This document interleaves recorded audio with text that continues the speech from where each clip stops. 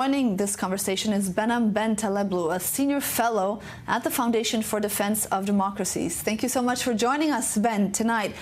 Trump announcing there that there could be a deal soon with Iran. What could something like that look like? We talked about here in the studio that the options seem so many because we know so little about the actual content of what that deal could look like.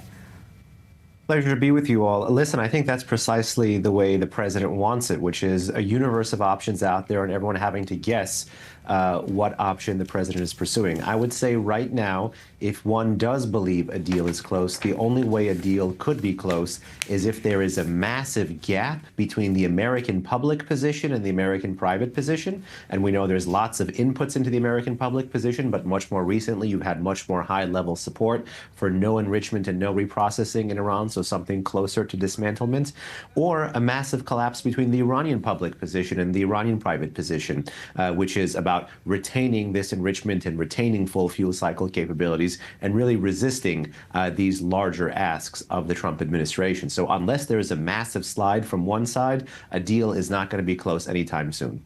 All right, and we talked a little bit about these red lines for both sides on the issue of nuclear dismantlement. Did they just disappear, or are they just up in the air completely? What happened to these red lines, both for Tehran and for Washington? Well, certainly sitting in Washington and speaking from Washington, one hopes that it's not like the joke about principles that the famous comedian Groucho Marx had, which is, these are my principles. If you don't like them, I have others. I hope it's not, these are my non-proliferation red lines. If you don't like them, I have others.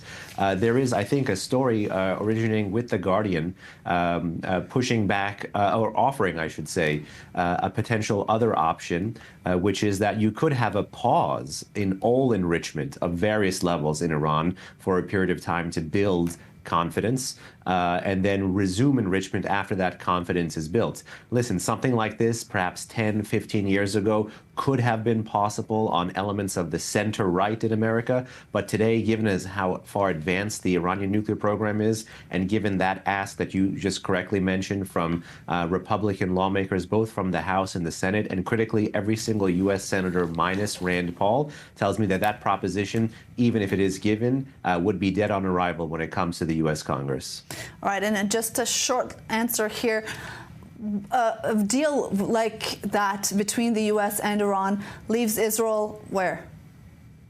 Well, Israel, pre-deal, during deal, and post-deal, should have all the capabilities to defend itself and be able to respond to any Iranian nuclear breakout. And it behooves Washington to be able to benefit from a robust Israeli military deterrent, both in negotiations and in any post-deal scenario.